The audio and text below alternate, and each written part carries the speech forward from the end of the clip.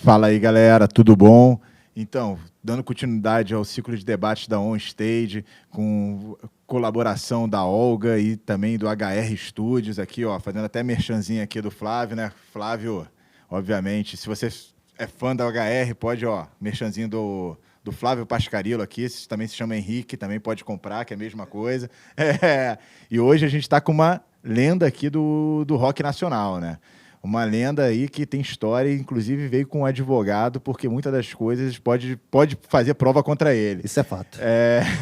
Com Kleber. Kleber aqui vai contar as histórias dele. Kleber, eu acho que é mais fácil você falar as bandas que você não trabalhou também nesse período, né? Kleber pegou a década de 90, 2000, todos os grandes artistas do cenário de rock, Planet Hemp, Raimundos, Detonautas, continua aí pouco contando a sua história. Fiz pitch também, trabalhei com o Seu Jorge, mas comecei mesmo com Planet. Comecei com Dorsal Atlântica, na verdade. E para quem não conhece, Dorsal Atlântica é pioneira do pioneira, rock, né? Talvez seja Sepultura, Sex Trash, Sarcófago e Dorsal Atlântica, exatamente, né? Ratos também, né? Ratos também, Ratos de Porão, já no hardcore, mas assim, são os precursores da cena rock mesmo, rock, hardcore e metal do Brasil, que inclusive com visibilidade lá fora, né? Assim, exatamente. São aquelas bandas que, por exemplo, você vai falar de um Sex Trash, ninguém sabe o que é o Sex Trash, o Sarcófago, mas você vai lá fora, todo mundo sabe. Foi um movimento cultural do metal nacional importantíssimo, né? E é uma das pessoas que viveu esse momento, então, pô, é uma honra ter você aqui. Estamos aqui. E aí contar um pouco dessa sua história, justamente, que é uma história importante, uma história principalmente do rock nacional, que não é muito contada, esses bastidores de todo esse movimento, né? Então começa do início, que é o Dorsal Atlântica, que é uma... é o precursor do Rio de Janeiro, desse cenário do metal brasileiro, que foi uma geração que abriu as portas do Brasil para o mundo, né? Eu tive a honra, cara, de ter aula de guitarra com o Carlos, né? Eu tenho uma banda de metal, que foi aí que eu comecei mesmo, tinha uma banda de metal e precisava de um professor de guitarra de metal, né, cara? Aí, Rio de Janeiro, né? A honra mesmo, a honra de conhecer e passar a tarde lá estudando guitarra e ouvindo o Carlos, né? Ouvindo as histórias do Carlos, tudo que ele conta, todo o conhecimento que ele tem. E eu já trabalhava em estúdio. Com a minha banda eu ensaiava e comecei a trabalhar de tanto tempo que eu ficava dentro do estúdio. A gente ensaiava horas e horas e horas, todo dia. Era barato na época ensaiar. E, às vezes, quando não estava ensaiando, a gente ficava no estúdio de bobeira, batendo papo, conhecendo as bandas. E entrava uma banda, saía outra, entrava uma banda. E a gente passava o tempo inteiro ali, batendo papo, conversando com as pessoas. E os donos do estúdio falaram assim, cara, vocês ficam aqui de bobeira, não quer ficar aqui trabalhando, aprendendo? Eu falei assim, vou começar a aprender. E tive a chance. Aí, nisso, eu conheci o Carlos. Aí, eu falei assim, você dá aula? Não, dou aula. Pá. Comecei a ter aula com ele. E aí, uma coisa juntou a outra, que aí além de ter aula com ele, eu trabalhava no estúdio e ele precisava de um técnico de som que fosse metaleiro, né? E que já soubesse mexer alguma coisa. Eu já sabia mexer um pouquinho, não tinha muita experiência, mas eu tinha muita teoria. Eu estudei muito. Eu passei anos e anos dentro do estúdio só aprendendo, lendo livros gringos, lendo revista gringa, que não tinha nada no Brasil na época. As revistas, tipo Música e Tecnologia, eram um jornalzinho. Então, eu comecei a aprender isso e tem bastante teoria. Então, tinha bastante base. E, dentro do estúdio, eu educava muito meu ouvido. Porque você está ali, você está ouvindo coisas boas. As pessoas que trabalhavam comigo também tinham um conhecimento muito grande. Então, eu fui aprendendo bastante coisa e pude ir para a estrada com o Carlos. E aí comecei a fazer show com Dorsal. E, com o tempo, fui conhecendo outras bandas que iam lá para o estúdio gravar. E, na época, estava bem no começo. Isso é 1992, 93. Eu só gravava. Eu só tinha autorização para gravar, eu não podia mixar. Eu não tinha conhecimento ainda suficiente, nem bagagem para poder mixar nada. Então, eu gravava, e era uma época que o Rio de Janeiro estava fervendo muito de underground. Comecei a gravar um bando de banda underground, Beat Lizard, Big Trap, Cabeça. Então, ia gravando todo esse pessoal e os produtores iam gostando de mim, porque eu era acostumado a trabalhar só com músico mais maluco, sacou? Pessoal alternativo mesmo, pessoal da noite da Lapa, do Rio de Janeiro. E os outros técnicos não tinham muito esse jeito de tratar com essas pessoas que queriam distorções muito mais pesadas, eram timbres de voz diferentes, o pessoal era mais acostumado a fazer as coisas mais pop, sacou? Então, essa facilidade de tratar com maluco mesmo, né? Aí eu conheci o produtor, o cara que descobriu o Planet Hemp. Aí ele me chamou uma noite e falou assim, pô, você já está fazendo show, já está trabalhando? Aí, pô, a gente se encontrou na balada, assim. Aí eu falei assim, pô, estou fazendo show com Dorsal, pai, tudo. Aí eu falei, pô, se eu te chamar para fazer um show com uma banda, com uma outra banda, tu pode fazer? Eu falei assim, faço, amarradão, não tem problema nenhum. No outro dia, o cara me ligou. Ele falou assim, pô, Kleber, lembra que a gente conversou? Eu falei assim, lembro. Eu falei assim, pô, então, cara, pintou uma chance aqui. Quer fazer o show do Planet Hemp? Aí eu falei assim, pô, top. Onde é que é? Na época era no Metropolitan. Era um especial da Globo, um especial da Globo com a Rita Lee, e ela apresentando bandas novas, apresentando Pato Fu, Raimundos, acho que o Skank também, não lembro direito, e tinha o Planet. Então, meu primeiro show mesmo, de verdade, já foi numa mesa gigante, enorme, e eu olhei, quando eu cheguei lá, eu falei assim, caramba, brother, só estava acostumado com a mesinha pequena de show underground, com mesa maior de estúdio, eu também já estava acostumado, mas nada tão grande como o equipamento do Metropolitan, né? Eu olhei, o cara estava perto de mim e falou assim, ô, você já mexeu nisso aqui alguma vez, moleque? Eu falei assim, não, mas peraí, que eu sei ler, irmão. Uma coisa eu sei ler. Aí eu comecei a ler, eu vi e falei assim, ganho é ganho, agudo é agudo. Amigo, isso aí eu sei mexer, não tem problema nenhum, não. Aí fiz o show e daí eu fiquei em diante. Estou desde 1995 trabalhando com os caras, sacou? Pô, e você pegou uma coisa muito interessante, né? Que você pegou, talvez o rock nacional e o metal nacional, ele teve duas grandes gerações, né? Que é essa, Dorsal Atlântica, você tem aquele foco Minas Gerais, foco São Paulo, bastante. que aí vem Sepultura, que o Sepultura é a grande banda, né? Desse primeiro movimento, talvez, e um segundo movimento, uma segunda geração, que é aí o rock interno, né? Que aí pega o Planet Hemp, Raimundos, que é o rock metal também, as outras bandas, já focado também para o mercado interno. Primeira geração, você vê que assim, o Brasil entra no mapa do mundo, né? Sim. E a gente vê a influência disso, né? Quando você viaja lá fora, todo mundo vai falar qual é a referência do Brasil. As Sepultura, às vezes, quando você fala para uma pessoa que o Sepultura é uma referência internacional, as pessoas às vezes não acreditam, né? Sim, o próprio Ratos de Porão, uma vez eu estava com um conhecido meu sueco, aí ele chegou e falou assim, não, adoro, porra, Brasil e tudo mais, sou muito fã do Rato Porão. Aí eu, o quê? Rato Porão.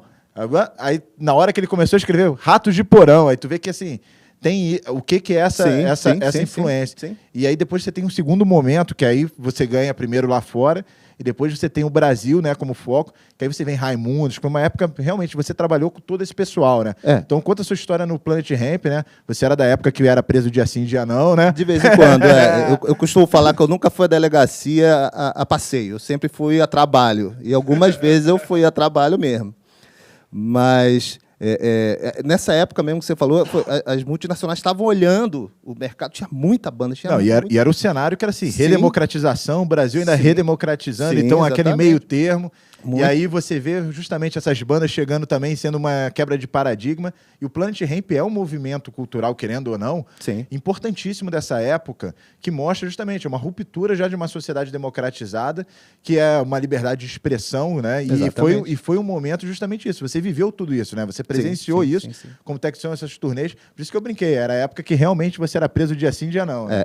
A gente era sempre muito bem recebido pela polícia em vários lugares, sabe? Sempre a polícia, algum político querendo se dar bem em cima, assim, eu proibi esses safados de vir tocar. Teve programas de TV, aquele Alborguete mesmo, ele falou assim, esses safados não vêm aqui tocar nunca, sacou? E a gente ficou em vários estados do Brasil, a gente não deixava a gente entrar. Entendeu? E aí você vê a força cultural, né? Exatamente. Planet Hemp hoje em dia é uma banda estruturada no aspecto assim, é uma marca histórica cultural brasileira, né? E aí você vê como o mundo vai mudando nesse aspecto, e você vê que a sociedade vai mudando, e a marca cultural mesmo dessa ruptura, né? Querendo ou não, o Planet Hemp fez assim, um paralelo até de décadas um pouco diferente, mas não deixa de ser um Rage Against the Machine brasileiro, né? Que ele foi uma ruptura ao sistema tradicional Sim, daquele momento. batendo né? de frente Bateu contra de frente. todos, contra tudo e contra todos. E exatamente. O próprio Raimundos também, numa escala menor, mas também era uma ruptura, né? Até assim, Sim. e do paradigma também do próprio rock nacional, de você misturar músicas tradicionais brasileiras, né? E você também trabalhou com Raimundos. Então conta dessa história, assim, sua história do Planet Hemp e com os outros artistas, com a Pitty também, que é a primeira grande, depois da Rita Lee, a grande mulher a cantar também, né, no rock nacional. A Pitty entrou no mesmo escritório que era o escritório do Planet, até hoje, desde o início, que era na Moral Produções.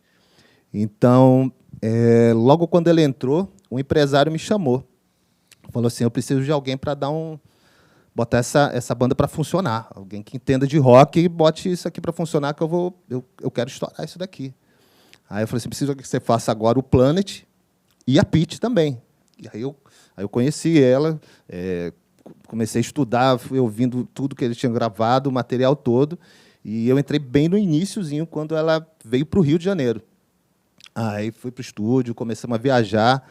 No começo, assim como no Planet, a equipe era só eu e um hold no começo, lá também. Lá no começo era só eu de equipe, eu era o único cara que trabalhava ali. Eu tinha que fazer o PA, tinha que fazer monitor, tinha que ajudar a montar, tinha que ajudar a desmontar. E eu fui montando uma equipe toda com amigos que queriam trabalhar. E eu consegui montar uma equipe de graça. Eu chamei um amigo para ser hold, chamei um outro amigo para ser técnico de monitor, e já aí começamos a ter uma equipe ali. Aí, com o tempo, foi entrando mais um dinheiro, foi ajudando todo mundo.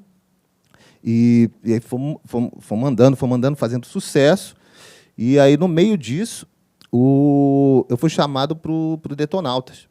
O produtor me ligou, já era um amigo meu de muitos anos, me ligou, bem no auge mesmo, do início da Pitty. Aí eu falei assim, não, legal, pá, bacana, mas pô, tem agenda, como é que tá isso aí? Que eu não tinha muita ideia. Eu passava o tempo todo viajando com ela, tipo, eu não tinha muita ideia do que estava acontecendo. Às vezes a gente não ouve outras coisas.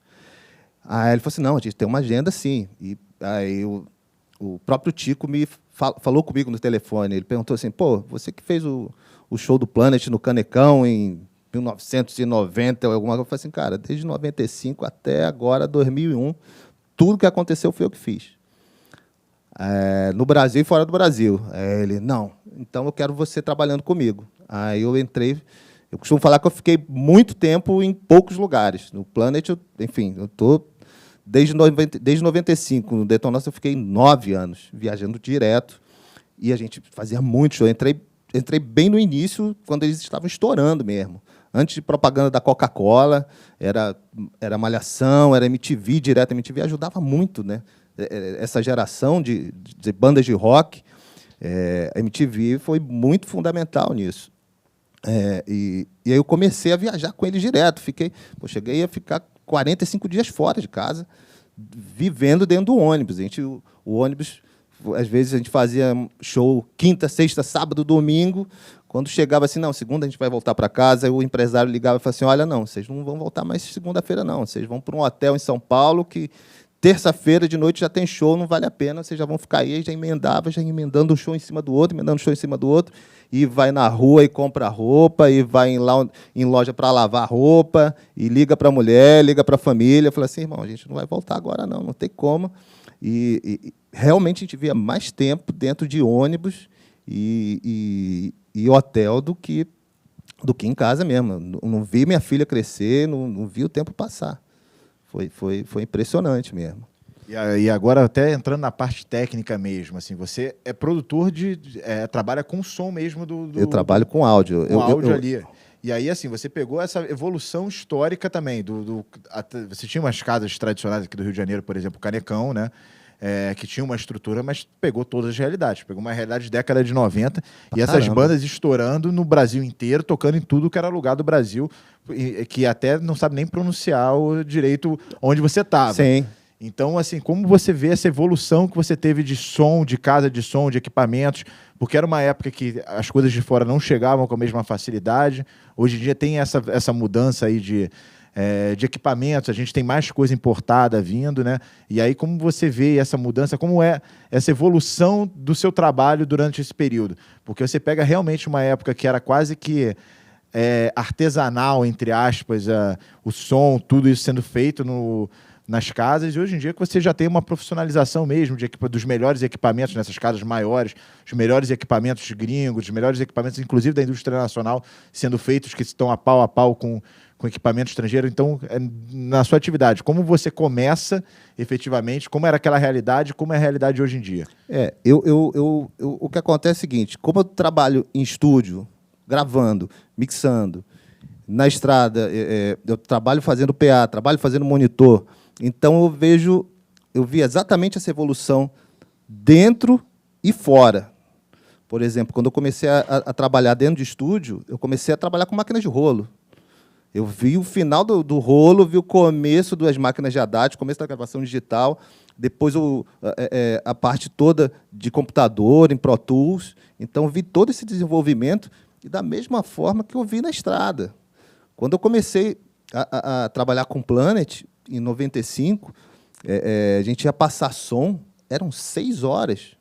Para você chegava a demorar 6 horas para chegar num lugar, montar, passar som e dar um jeito de ficar bom.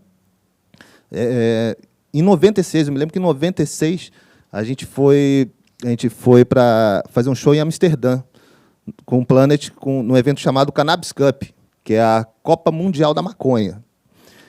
E só foi eu e um hold. Quando a gente chegou lá, era um festival.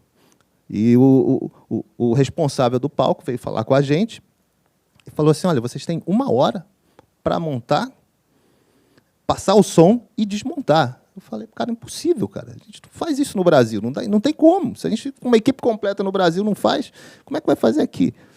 E em 45 minutos estava tudo funcionando. E só tinham 2 pessoas trabalhando. Uma era eu, o outro era o road que estava comigo e o técnico da casa. Foi a primeira vez que eu vi ligar um cabo numa caixa de som e funcionar de primeira. Não tinha nada com defeito. Enquanto aqui no Brasil, naquela época, era muito fábrica de fundo de quintal, sacou? E aí eu falava assim, cara, que sofrimento, não pode ser assim. Aí, a primeira vez que a gente foi para o exterior, que eu vi isso, eu falei assim, cara, realmente existe felicidade no mundo, né? Dá para acontecer as coisas, dá para dar certo. Então, já voltei com uma cabeça, tipo, não, cara, a gente já tem que começar a mudar tudo isso, e na estrada também. Eu vejo muito, assim, nessa época, quando começou a entrar os sistemas EAW, sistema de PA, que é um sistema de PA ótimo para rock, quando eu fui pegar os primeiros aqui, que eu olhava o equipamento, cara, quase não tinha nada para regular, ele já vinha pronto de fábrica. E era perfeito para rock. Eu falei assim, gente, realmente existe felicidade no mundo, dá para trabalhar desse jeito. E o Brasil comprou muito disso. Eu acho muito o seguinte, tipo, o Brasil sofre muito do que querem mandar para o Brasil. Querem vender equipamento Yamaha, vão vender equipamento Yamaha. Querem vender EAW, vão vender EAW. Não vai entrar outra coisa. Hoje não, hoje já está mais aberto.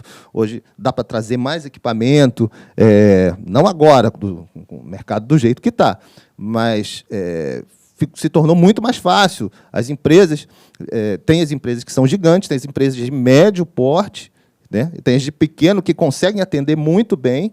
Antigamente era difícil. A gente tinha que viajar o tempo todo com caixa, marcha e cabeçote, porque você não achava, né, em algumas áreas do Brasil, sabe? E quando achava, não estava em condições. Só tinha, às vezes, o nome, a carcaça Marshall.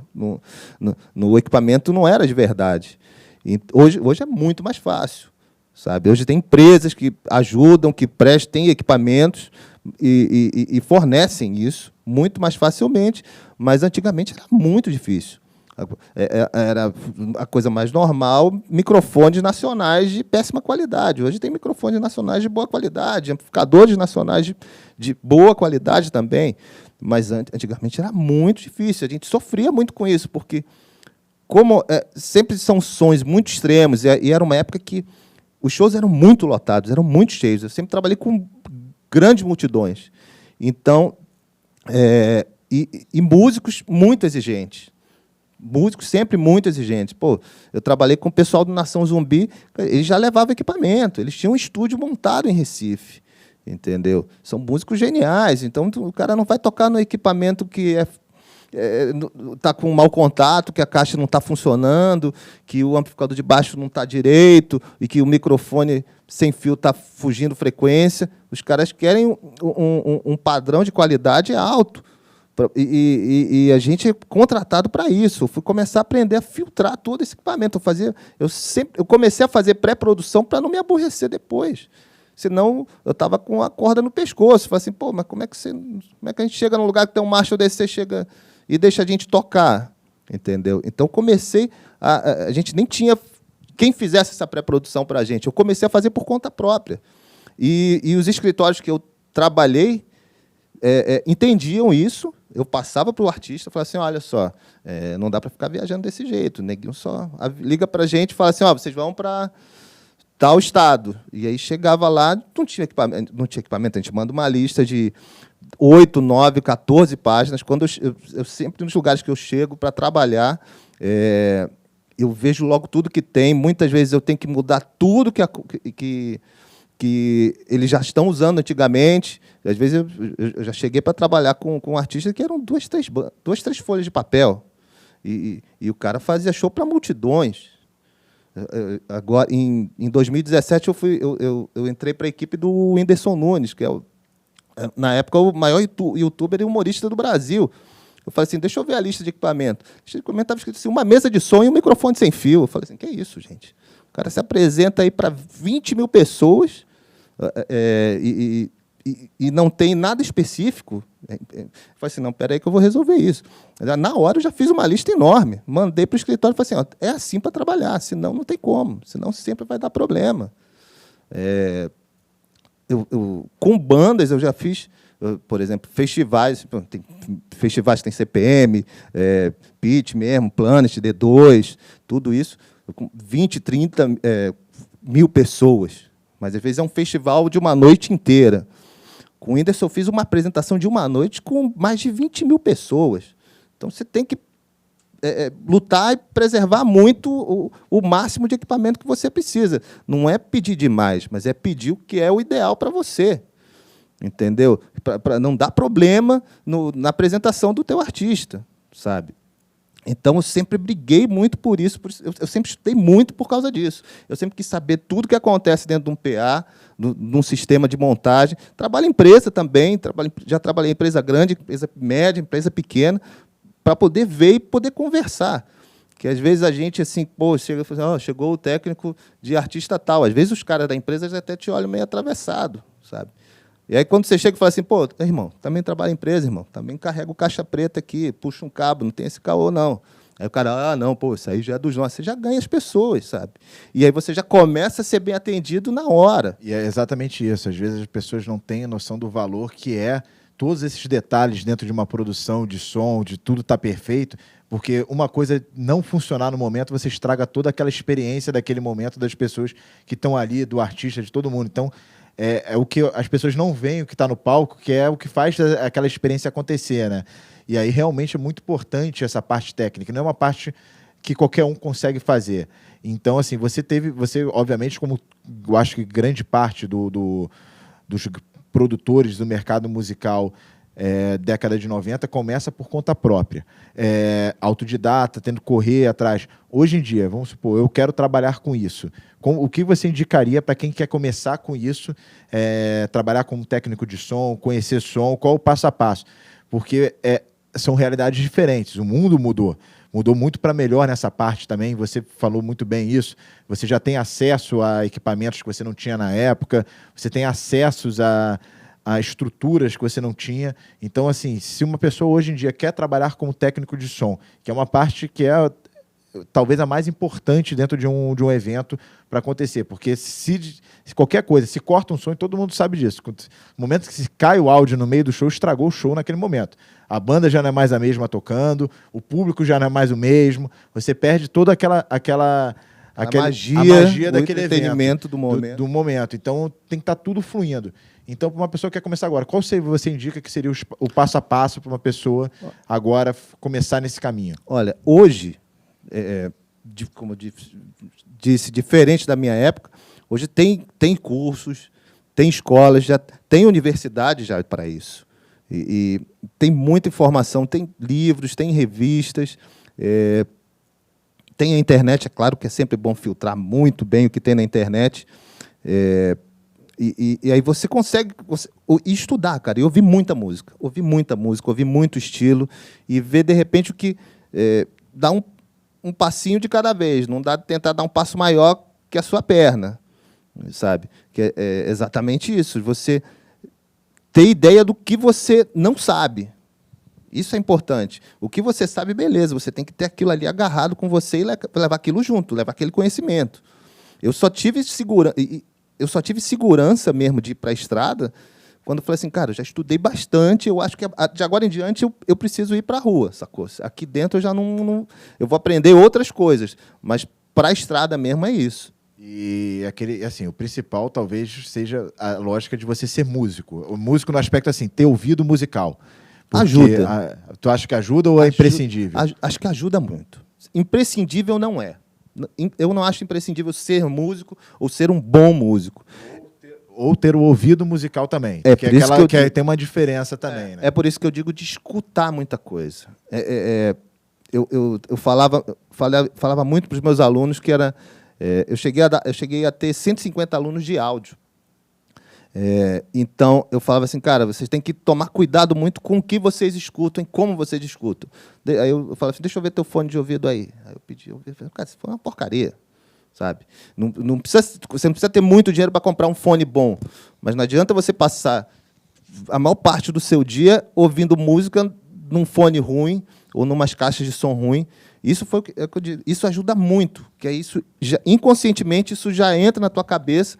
Por exemplo, quando eu comecei a estudar dentro do estúdio, a gente só ouvia mídia de CD, sabe? Aí você pegar hoje, você vai no YouTube, a mesma música tem milhares de versões, com compressões diferentes, com qualidades diferentes.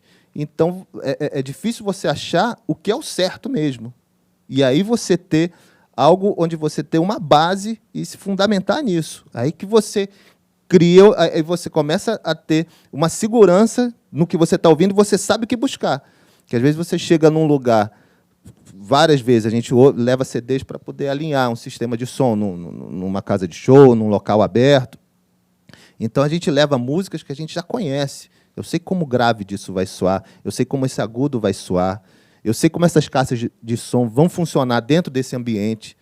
Então, é você educar o seu ouvido, educar sua mente e se concentrar nisso. E você não acha que a mídia digital, né, o som digital atrapalhou um pouco isso? Porque você compara o analógico para o digital, tem essa diferença. Você falou muito bem da compressão, de tudo mais. Você vai pegar um vinil, uma mídia gravada analógica, você escuta o hi-hat, você escuta o erro, inclusive, às vezes do prato, da força, na hora que bate na caixa, estourou o som ali, você consegue separar, escuta o som quase que de forma 3D, né? Você consegue saber a localização de cada um.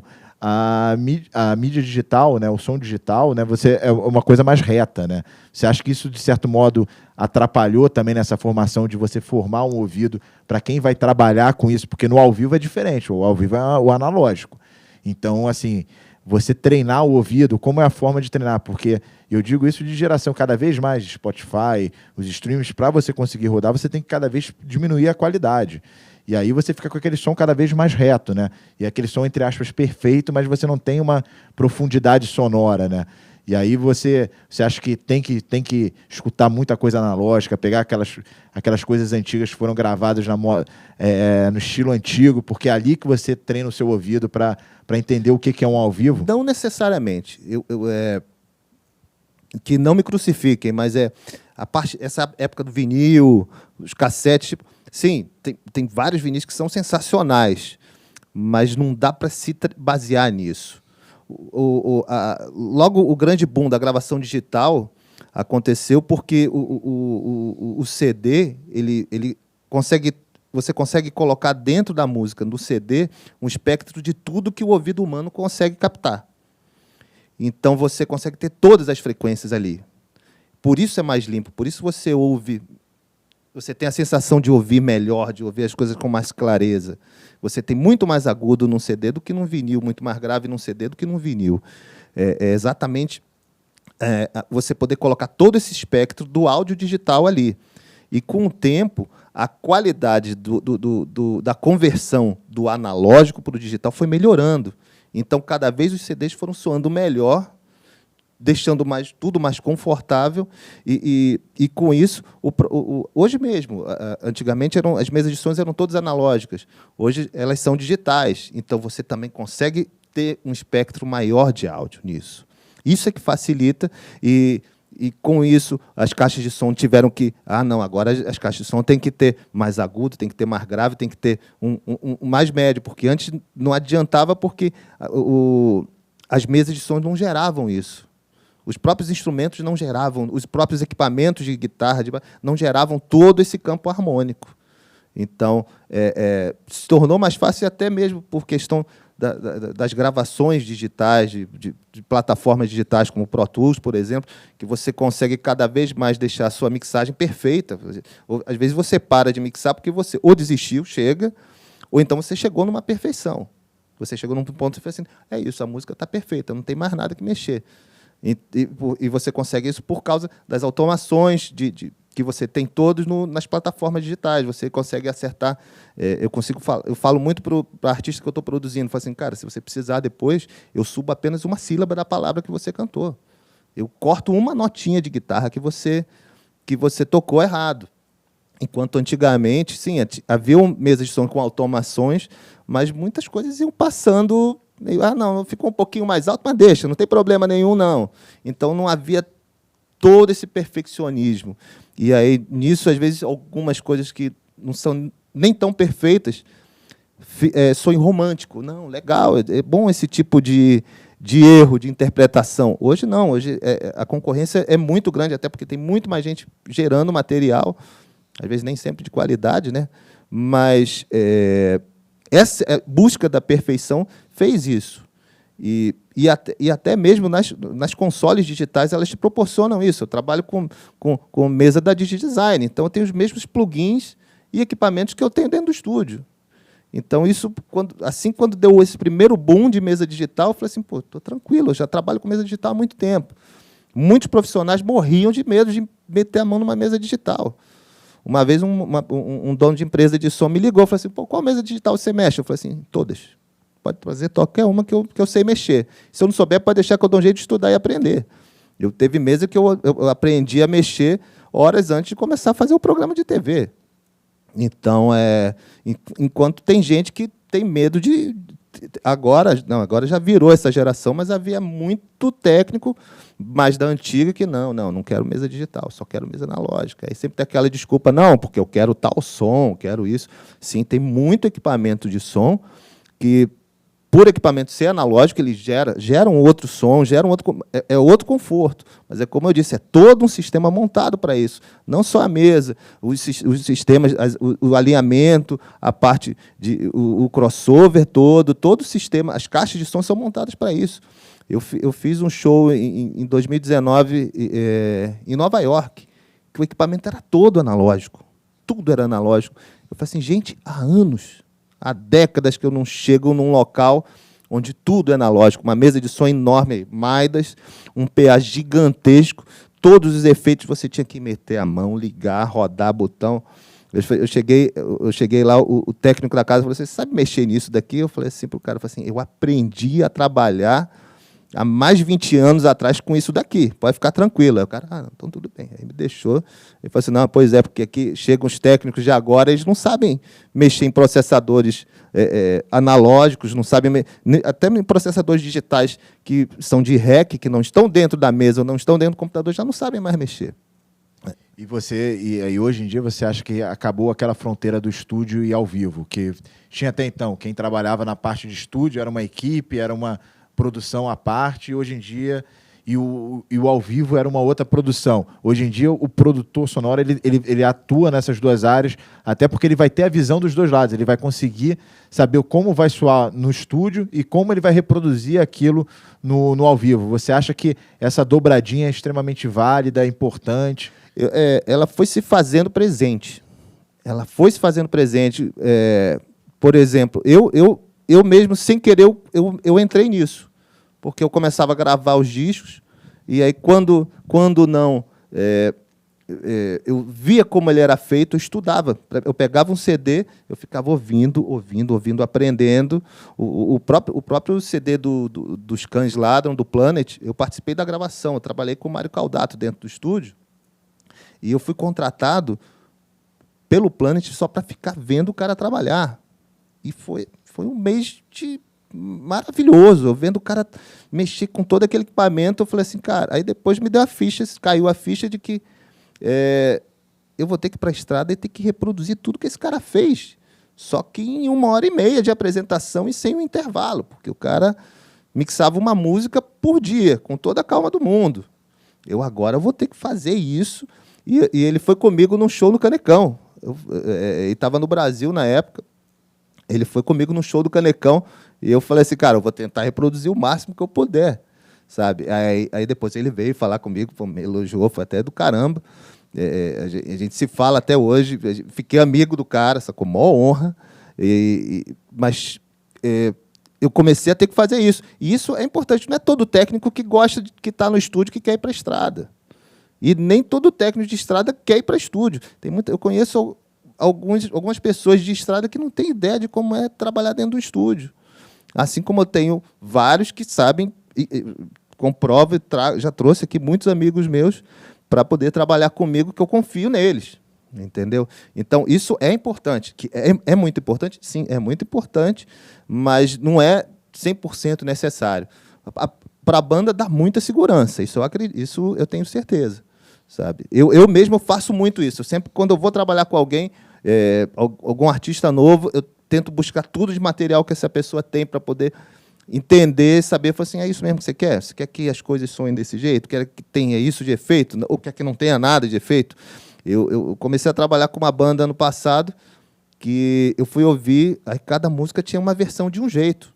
Eu falei assim, gente, ferrou, agora eu não sei qual é qual, eu não conhecia nenhuma música. Eu fiquei meio sem rumo.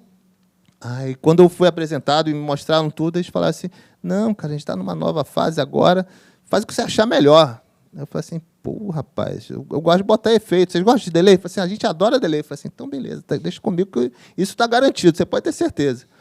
E aí fizemos show e trabalho com eles até hoje, sabe? Deu super certo. Algumas coisas a gente foi lapidando, ó, não bota tanto aqui, bota um pouquinho mais acolá. Eu fui conversando com eles, me entenderam, eles entenderam a forma que eu gosto de trabalhar, eles já me conheciam de outros shows também, né? Então eles já sabiam como conversar comigo algumas coisas, e eu estava tentando aprender isso, e aí com o tempo, sim, eu fui entendendo, a gente foi se acertando melhor e dando tudo certo, sacou? E agora, até olhando para um outro lado, assim, da banda, assim, quais você acha, o que você acha que são os pré-requisitos iniciais, assim, para uma banda soar bem? Obviamente, saber tocar, é o primeiro, né? Ajuda. Ajuda. Eu acho que é o mais importante, mas além disso, assim, o som, ele tem uma importância que às vezes a pessoa, quando está ensaiando, ela não se preocupa, acha que é só plugar o instrumento e tocar, mas o som ele tem toda uma complexidade que vem atrás, e é isso como você falou, a questão da unidade, a harmonização, você tem que ter um conjunto todo. Então, assim, e todo mundo começa do zero, você começa com um grupo de amigos se reunindo para tocar no estúdio, e são coisas que depois, que é igual treinar com metrônomo. Quem não treina com metrônomo, o custo vem depois. Exatamente. Vem depois. Então tem aquelas dicas de som que você pode dar justamente com toda a experiência que você teve ao longo dessa vida, com os maiores nomes do rock e metal nacional, para a pessoa que está começando, para não cair no problema do metrônomo, que é assim, não treino com metrônomo, uma hora esse preço vem e aí vai ser muito pior eu ter que aprender na hora que eu evoluo, ter que saber usar o metrônomo, do que se desde o início eu tivesse preocupado com o metrônomo. Então, o que você pode falar de som? De tudo mesmo, desde amplificador, de tudo, de equipamento, de preocupação sonora. Cara, é muito isso. Como a gente tem essa facilidade hoje, eu acho que o principal é estudo, sabe? Antigamente, nem todo músico era acostumado a gravar com metrônomo. Hoje, eu não lembro a última vez que eu não gravei sem metrônomo. E quando grava, dá problema, sabe? Então, é tentar realmente se lapidar nisso. E passo a passo, sabe? Não é legal sair atropelando as fases. Sim, tem que ir para o estúdio, tem que aprender. A primeira vez que eu entrei no estúdio com a minha guitarra, eu liguei no amplificador de baixo. Eu não sabia nem qual era o amplificador. O cara falou assim, seu idiota, é aquele ali, não sabe ler? Eu falei assim, pois é, cara. Aí que eu pensei, eu preciso ler as coisas, né, irmão? Está escrito aqui embaixo, a guitarra. Então, começar a conhecer o equipamento. Hoje tem muitos lugares que tem muito equipamento, então tem essa facilidade. Antigamente era bem mais difícil. Então, era difícil ter um instrumento importado. Sacou? Era difícil ter... eu tenho um amigo que tem uma Fender. Quando eu comecei a tocar, eu tinha um amigo que tinha uma Fender. Não conhecia ninguém que tivesse uma Gibson. Só fui ver uma Gibson de verdade depois de uns 2, 3 anos que eu estava dentro do estúdio.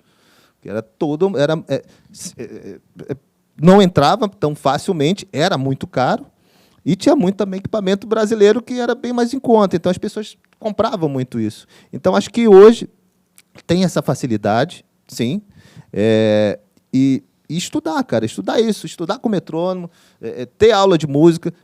Vira e mexe, eu falo com as pessoas, você vai gravar, você estuda canto? Não, devia, cara. Você devia saber tocar pelo menos um pouquinho de violão, que facilita. Sabe? Nós não só, eu quero cantar e vou sair cantando. Não, isso aí não dá mais certo já. Passou o tempo disso. A concorrência é muito grande. O tempo todo a concorrência é muito grande. Você não pode ser só, eu sou bom, sou razoável. Não, você tem que tentar ser o melhor possível.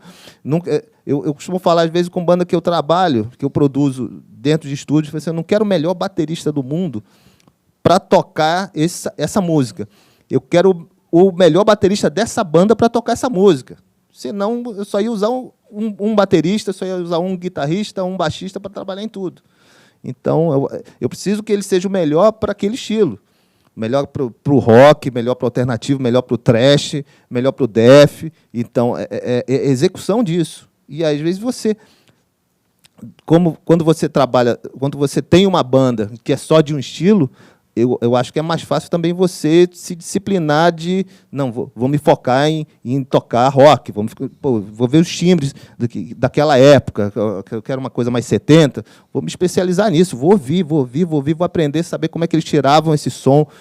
Hoje é muito mais fácil. Antigamente, a gente tinha que ver os encartes. Disco de metal tem muito isso, né? Eu fui conhecer as marcas ali, né? Assim, Slayer usa Tama, BC Rich, EMG, então, Metallica, qual é o equipamento do Metallica? Então, isso é muito legal. Então, a gente já sabe, então tem que usar esse tipo de captador para ter aquele som, tem que usar esse tipo de guitarra, sabe?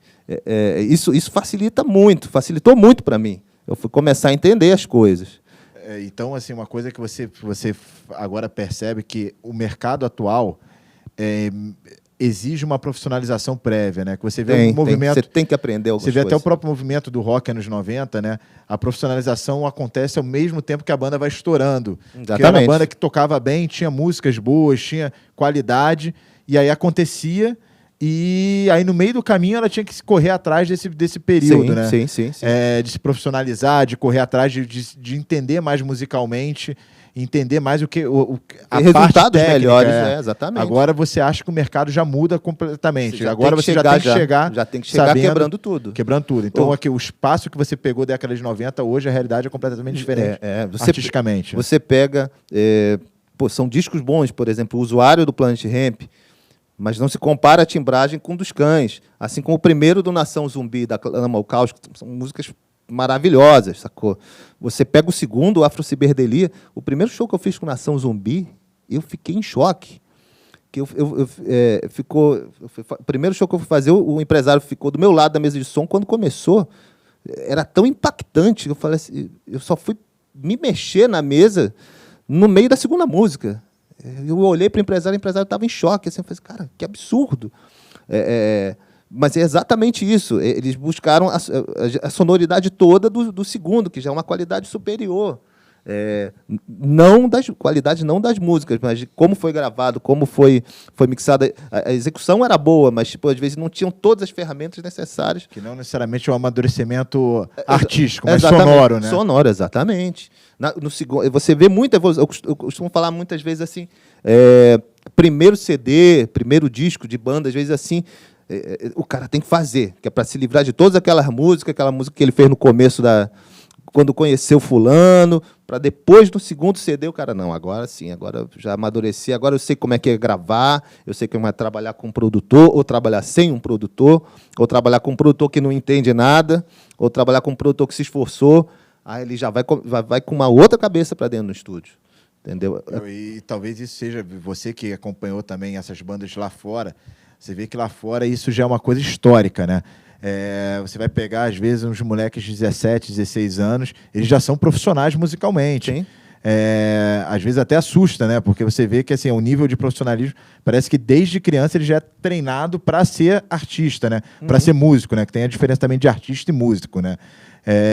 E aí você vê que agora o Brasil exige isso previamente de quem quer tentar, que obviamente é um mercado que exige vários fatores, cara, além de qualidade sonora, musical, artística, exige fatores sorte, são muito, mas você acha que agora... Não há receita de bolo. Não há receita de bolo. Mas você exige, talvez, nesse começo, hoje em dia, seja mais complicado para começar, porque você já exige previamente que a pessoa seja como era lá fora, sempre foi lá fora. Você já exige um profissionalismo que você tem que conhecer o seu equipamento, eu acho você tem que saber sim. o seu som.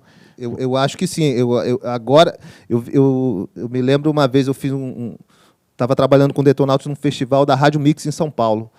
Aí o Simple Plan estava surgindo e os caras vieram tocar. E um amigo meu tinha feito o show deles do Rio e falou assim, cara, impressionante como os caras tocam e cantam bem. Eu falei assim, eu já vi o clipe dos caras. Não. Os caras todos cantam e cantam muito bem. Aí eu falei assim, fiquei curioso. Eu falei assim, cara, eu vou lá ver o show dos caras. E realmente, tipo, a galera toda nova, e eles vieram com alguma equipe, era muito reduzida, e eles mesmos faziam a monitoração de palco deles. Ficava uma mesa, a gente usava a mesa do festival, não, o festival da Rádio Mix, eram mesas enormes, consoles enormes. Os caras tinham uma console pequenininha, todos eles, cada um com seu in-ear. Eles iam lá, passavam o som em um, ela mexia num potenciômetro para subir um. Todos eles já estavam fazendo deles ali. Então os caras já sabiam se virar no perrengue e tinha uma apresentação impecável, sabe? Dando um banho em muita gente que estava tocando ali com equipes completas, sabe? Vi outros artistas também fazendo coisas assim que eu falei, gente, como é que pode? Essa gurizada já tocando desse jeito. Eu vi numa praça no Japão, umas crianças tocando. Eu falei assim, gente, como é que essas crianças vão brincar, cara? Vão pegar uns brinquedos, ficam tocando instrumento. Absurdo a qualidade deles, sabe? Isso em 2000. Me lembro que fazer uma turnê no Japão em 2000. Crianças, tipo, o equipamento de som bom pra caramba, sabe? Na rua, eles tocando numa praça pública assim, tocando metal. Tipo, genial. Eu vou falar que eu percebi isso, eu acho que a primeira vez para mim foi o diferencial, foi quando até o Felipe Araújo e o Jonathan, que estão vindo também, participam das lives, eles trouxeram o Night Demon. Aí não tinha, é uma banda de New Wave of British Heavy Metal, né, embora americana, né, e aí eles resolveram fazer um show aqui no Rio de Janeiro, só que não tinha local. Aí eles fecharam um estúdio, que a sala era grande, e botou pessoal. Sim. E aí você vai ver, som de estúdio, a gente está acostumado a som de estúdio. Sim. Aí eles ficaram lá, a banda chegou no palco, eles não passaram som, começaram a regular. Ficaram regulando, fazendo. Ficaram 1 hora ali, só assim. Cara, e eu falo isso, eu nunca escutei, parecia um show de palco, num estúdio normal, assim, um estúdio como esse, aí você vê o conhecimento técnico que eles têm do som, que eles querem suar, e a preocupação deles. Então, assim, eles conseguiram fazer um show no estúdio. E aí com uma qualidade técnica, com uma qualidade sonora que, assim, eu nunca tinha visto. Aquela coisa que você olha e fala assim, esse estúdio faz esse som. Que aí você vê que, na verdade, assim, é o artista que sabe o som que ele consegue tirar. Exatamente. E não necessariamente o estúdio. Se soa mal no estúdio, vai soar mal ao vivo, né? Sem sombra de dúvida. Sem sombra de dúvida. Exatamente isso que você falou. Tipo, eles sabiam, eles devem ter visto a sala, viram equipamento. Opa, eu sei que até onde eu posso ir nesse amplificador de guitarra, sei até onde eu posso ir na afinação da bateria. Entendeu? Sei até onde eu posso ir com o volume para tornar confortável, que é muito da cultura lá de fora. Aqui no Brasil o pessoal gosta muito de som muito alto e tudo estourando. Eu mesmo já fui esse tipo de pessoa, assim, irmão. As empresas de som tinham medo de mim. Eu botava muito, eu trabalhava com som muito alto. É claro também que as bandas que eu trabalhei todas tocavam muito alto. Então, eu tinha que tentar superar tudo que acontece dentro do palco com o som do PA. Então, às vezes, eu pesava... Às vezes não, a maioria das vezes eu pesava a mão demais. Mas lá fora, você sabe, a cultura não é essa. A cultura é ouvir num volume educado, onde você soa e você escuta tudo muito bem. Não é você sair surdo. Pesado não é o volume, é o som que faz que é pesado. Exatamente, entendeu? Você não tem que sair do show para ficar com o ouvido apitando durante 2 dias. Sabe? A gente teve até essa experiência, até onde a gente tinha feito o Red Fang, né? E aí, pra mim, o show do Red Fang foi fenomenal. Eu adoro Red Fang, cara. Nossa. Pô, e você estava no Odisseia? Não estava, estava em turnê. Assim, dava para escutar o show do Red Fang da Lapa inteira. Da Lapa inteira. Pra gente, assim, pra eu que assisti, que som maravilhoso. E aí eu me lembro que passou, agora não me lembro quem da banda virou e falou, depois que acabou, falou, pô, o show foi legal, muito bom, mas o som tava alto, né? Ou seja, todo mundo, e aí é aquela cultura mesmo, assim, a preocupação não é fazer barulho alto, é fazer barulho com um volume que é o equilíbrio. Tem que ter equilíbrio, não adianta só, minha guitarra, eu quero minha guitarra, não, tem que estar tudo equilibrado. Aí sim pode ficar mais alto? Pode, tudo bem, sabe? Mas aqui o pessoal gosta, agora nem tanto, mas sangrava muito. Eu mesmo já fiz muito show sangrando o ouvido de muita gente aí. Sacou? Já acabei com a vida de muita gente, isso eu tenho certeza. Agora, isso aí eu vi já em shows lá fora também isso, entendeu? Às vezes tá alto, mas tipo tá confortável, não tá aquela coisa agressiva que você fica assim, nossa, com a cara assim, meu Deus, tá ventando na minha cara. Não, você ouve e ouve bem, né, cara? Isso é o que eu falo de tipo você saber timbrar. A gente que está na mesa de som, eu costumo falar, o público só olha para a gente quando dá algum problema. Se tem algum apito ou se para alguma coisa, é que todo mundo nota que a gente existe ali na mesa de som. E o certo é tudo no palco tá bom. A bateria está timbrando bem, o amplificador, o músico da guitarra, o baixista, o teclado. Eu falo que é igual um violão. Se você pegar um violão com as 6 cordas afinadas e fizer um acorde, vai soar super bem. Desafina uma só e faz um acorde. Não é a mesma coisa. É a mesma coisa que acontece dentro de um palco. Você tem algo que está muito fora do tom, né? Não do tom basicamente harmônico, mas do equilíbrio do palco. Isso atrapalha. Atrapalha aí você, às vezes, tem que subir um instrumento, aí nesse você já encobriu outro instrumento, aí nisso já está começando a clipar o grave ou o agudo. Então, o principal é você já começar a equilibrar aí. E você mesmo deu a prova que você falou desse evento que você viu, que exatamente os caras sabiam se equilibrar num ambiente tratado, que era um estúdio, sacou? E obtiveram esse resultado. Eles sabiam, com certeza eles sabiam, opa, só posso ir até aqui. Adoraria pegar esse amplificador de guitarra e botar mais alto, mas não vou botar, senão eu vou estragar. Senão eu já vou passar por cima do outro, e aí eles vão conseguir um resultado bom, né? E é isso que falta muito para os músicos, para facilitar a nossa vida. É esse conhecimento. E isso é importante. Como você comentou, agora o cara já tem que saber fazer isso. Se ele não aprende é porque ele não quer, porque opção tem, sabe? Opção tem. A gente, canso de ver, tem vários vídeos na internet, repito, tem sempre que filtrar, que ensina você a diferença de equipamento, a saber mexer no amplificador, saber reconhecer até uma mixagem. Eu vejo, às vezes, vídeos de mixagem que a gente aprende vendo os caras trabalhando, vendo como... olha só o que o cara fez com esse determinado... nessa determinada mixagem. Como ele fez aparecer a voz. como ele fez aparecer, como que soa isso em separado e como isso fica bem na música por completo, sabe? E assim, você pegou, e aí isso que eu acho que é até importante, você viu a evolução de vários artistas que eles estouram como artistas e se tornam músicos consolidados. Sim.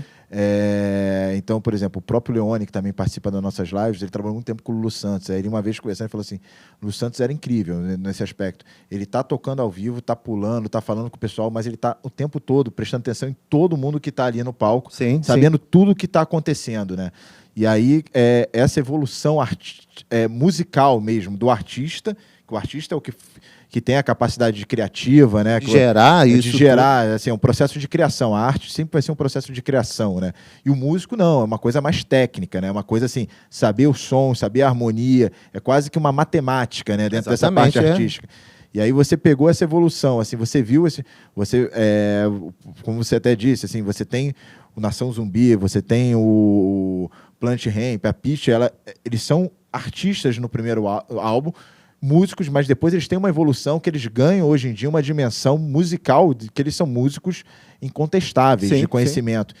E aí até contar um pouco dessa história de você ver, de você presenciar essa evolução, assim, de pegar o artista realmente daquela época que o cara ele tem um processo criativo gigantesco, né, de conseguir criar, produzir coisas, né, inventar, né, músicas, ter um processo, e ele ter que se evoluir, dele forçar essa evolução musical, porque isso daí não é uma coisa natural. Por isso que até eu acho que aqui a conversa seja a dica mais importante, já se preocupa com isso no início, porque depois, quando as coisas estão andando, é muito mais difícil. É bem mais.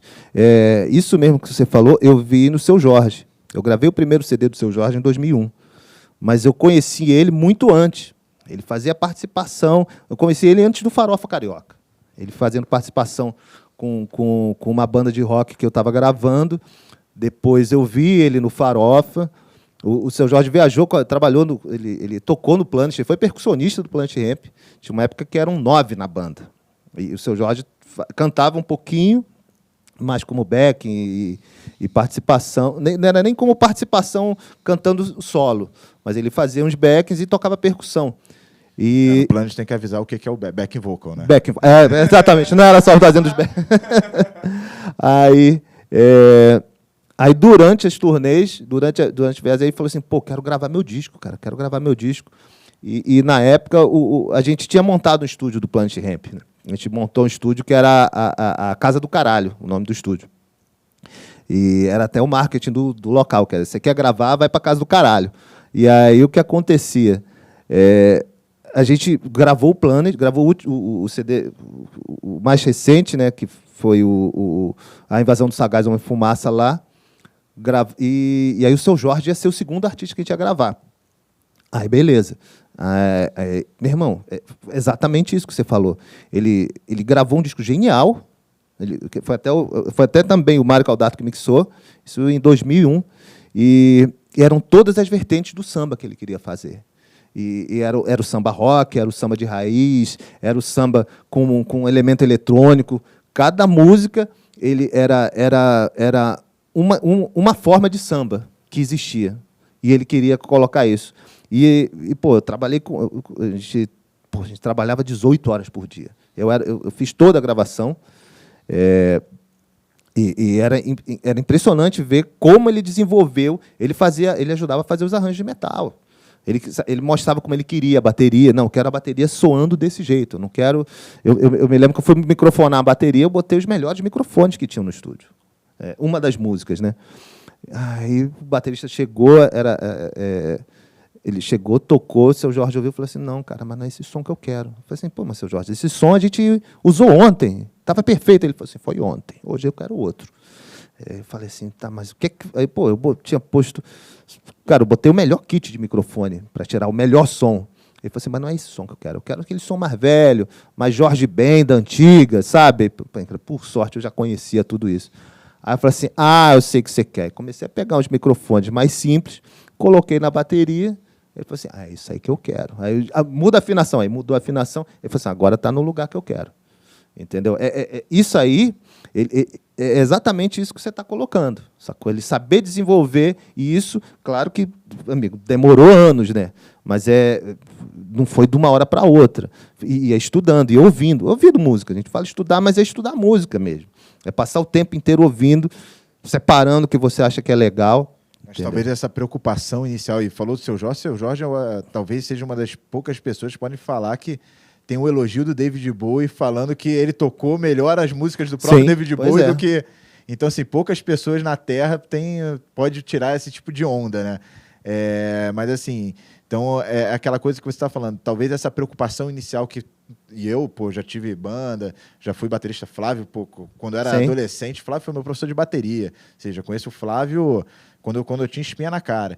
E talvez seja uma preocupação que as pessoas não têm no início, e talvez seja uma preocupação, talvez, muito importante. Porque você aprender o instrumento, você está aprendendo, você não está sendo artista, você está aprendendo a ser músico. E talvez você só fique na parte mais funcional de fazer o acorde e não se preocupe com todo, né? Que é como você está soando, sua preocupação. Porque isso depois faz falta e você tem que correr atrás de um prejuízo que é um prejuízo difícil. Aí sobra para você ter que consertar lá no... exatamente, tem que rodar botão lá. Mas, cara, é muito isso. É muito isso. E eu vejo que há um desenvolvimento maior. Agora há. Você mesmo fez esse comentário. Tipo, antigamente era muito só a galera, às vezes, tocando para se divertir, uma festa, pá. Hoje, as pessoas já pensam em criar as coisas para ter uma carreira. Eu quero ser músico, eu quero ser produtor musical, entendeu?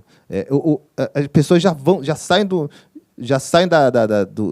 ensino básico e já vão para uma faculdade. Não, eu quero ser um produtor musical.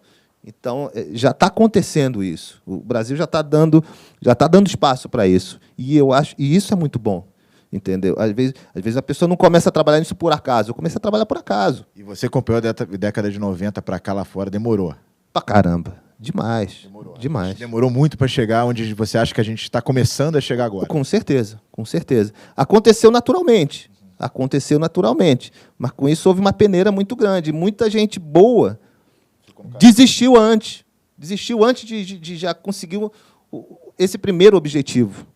Que uma coisa é só levar som, a outra é conseguir fazer música mesmo, sabe? Conseguir fazer arte.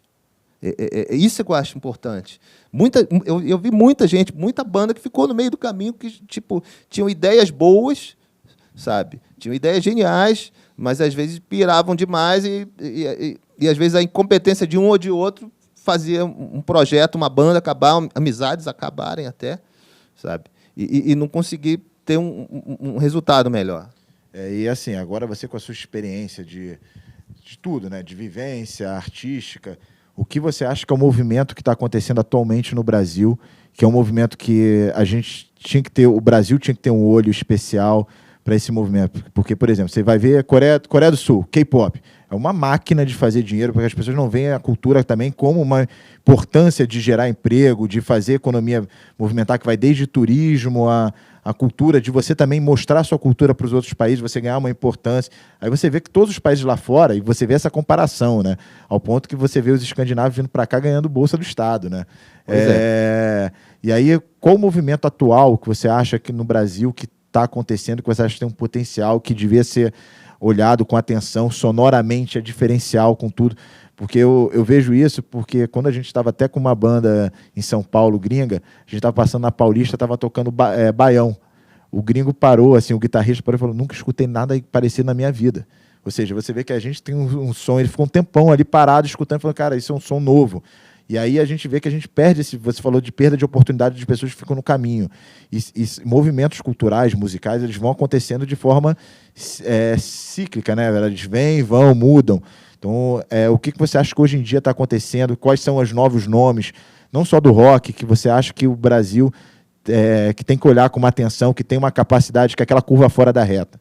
Cara, o Brasil é continental, né, cara? Então, a gente passa a maior parte do tempo viajando, então a gente escuta rádios, algumas coisas no sul do país que não vai escutar no norte, que não vai escutar no interior do Nordeste. Então, há muitos estilos, há um folclore muito grande no Brasil e gera muita música, muita arte. O Brasil transborda artista bom. Antes mesmo de saber que é artista, ele transborda. Eu já vi muita coisa. O Raimundos talvez foi um exemplo. É aquele índice que você vê. Sim. Eles misturaram rock com forró. Sim, foi uma e deu coisa super que certo. E parou o mundo, né? As pessoas escutavam, inclusive lá fora, não sabiam o que era aquilo, assim, era um som novo. Sepultura. O Nação, logo no começo, em 95, se eu não me engano, ele fez turnê com Paralamas do Sucesso, era o World Music. As pessoas são apaixonadas. Quando eu fui para a Europa, eu via cartazes antigos do Nação Zumbi nas ruas. O Brasil tem muita cultura, tem muito estilo musical. É impossível um músico só pegar e abranger tudo isso, aprender tudo que toca em Parintins, no Nordeste, no forró. Talvez esse pessoal que você tivesse fosse num forró mesmo, arrastapé no Nordeste, eles iam ficar loucos, não iam querer sair de lá, sacou? Não ver o que toca no interior da Bahia. Como eu disse, o Brasil é continental, então tem muito estilo para muito território. A própria Bahia mesmo. A gente tem o Nordeste e tem a Bahia. A Bahia sobrevive com aquele mercado de música baiana, que é aquilo que a gente conhece de música baiana. E a banda A toca música da banda A, da banda B, da banda C, da banda D. A banda B vai fazer um show, toca a música da banda A, B, C e D. Na Bahia acontece isso. Você vai para o Sul. Eu entrei há pouco tempo, enfim, 2019, né? Numa loja de CDs no Sul, que eu não conhecia nenhum artista. Eu não tinha ideia de quem. E todos eles eram locais. Em Porto Alegre, tinha, sim, as bandas tradicionais, tinham engenheiros, tinham Nenhum de Nós, e uma tonelada de artista local, que eu nunca ouvi falar, e tenho certeza que eu não vou ter acesso nunca. Então, nessa mesma pegada, eu estava, acho que era interior do Amazonas.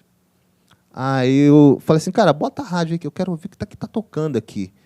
Eu fiquei uns 40 minutos dentro da van, a gente estava indo do hotel para o local do show, e eu não sabia nada do que estava tocando, não conhecia nenhum artista que estava tocando ali.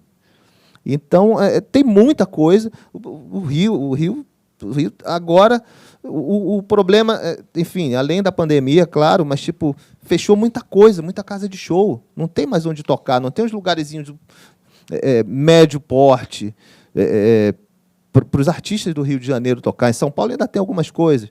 Então, eu acho que isso atrapalhou muito. Está todo mundo direto agora, né? Principalmente na internet, criando vídeo, criando live, fazendo tudo isso. E, cara, é até injusto pegar e falar fulano, beltrano, porque tem muita coisa. Eu fiz um festival agora no final no início de 2019, que era só apresentando artistas novos. Era trabalhando com um produtor aqui do Rio de Janeiro. E, meu irmão, não conhecia nada dos caras. E aí depois eu fui eram 3 dias de apresentação. E aí eu fui conversando com eles foram me contando, tipo, eles têm milhares de seguidores, que o público super fiel assiste os caras. Então, tem muita gente. Cara, ainda bem que tem muita gente. Então, aqui o Brasil fornece isso. Ele fornece isso e pode fornecer para o mundo. O problema é que ele não sabe utilizar isso e vender para fora do Brasil. Não sabe nem vender direito no Brasil, quanto mais fora. Eu digo isso porque você pegou um momento histórico da cultura brasileira, que foi o Planet Hemp, que foi exatamente, que você vê assim, historicamente, ritmos populares que depois até ganham consolidação, eles passam por momentos de ser criticados, serem atacados, serem perseguidos. Presos. O caso do Planet Hemp. Mas foi o samba no passado, muito tempo atrás. Sim. Você vê isso, e aí você tem o Planet Hemp, você teve o próprio Raimundo também de se atacar e tudo mais, mas vira uma força cultural tão forte que depois passa a geração, eles viram grandes medalhões, eles ganham uma posição na cultura brasileira gigantesca. Eles apresentam isso para o público e o público começa a conhecer, começa a querer hoje a gente vê isso muito até com funk, né? E assim, o Planet Hemp, Raimundo, você vê que várias próprias Sepultura, parece que o Brasil começa a respeitar quando lá fora começa a respeitar. Demora, a gente precisa ter um gringo olhando, falando, pô, o som que ele está fazendo é diferente. O som dele que ele está fazendo é interessante, para ele começar a respeitar. E a gente vê esses movimentos culturais brasileiros acontecendo e a gente continuando repetindo isso. Assim, eu digo isso porque... Complexo de vira-lata que a gente tem. Complexo de vira-lata. E eu falo isso que, assim... eu não sou um grande fã de funk, mas eu sei a importância que ainda mais a gente no Rio de Janeiro, o que é um funk. E lá fora, a gente vai lá fora, toca funk. Toca funk brasileiro. Sim. Então a gente não tem essa visão estratégica de pegar esses artistas e começar a lapidar eles para um mercado mesmo, que é um mercado... Porque você vai ver que a maioria desses artistas, você vê a Anitta, que é justamente isso, é a profissionalização do artista. Sim. É o artista que ele é profissional, ele tem a parte artística, novamente, que é a criação, é o processo de arte, né? de criar algo do nada, e a parte musical e a parte artística, a visão empresarial da coisa. Mas ela é uma curva fora da reta nesse aspecto. Aí você vê muitas pessoas caindo nesse... Você falou uma coisa muito interessante, que muitos morreram meio que na praia por conta dessa falta de oportunidade. Esse amadorismo também. E eu acho que você viu esse movimento acontecer de perto, que é o Chico Science com a Nação Zumbi, com o Planet Hemp, com o Raimundos, a própria Pitty também, que a Pitty, depois da Rita Lee como Tantes, é a primeira mulher cantora de rock a ganhar também uma projeção de quebrar barreiras.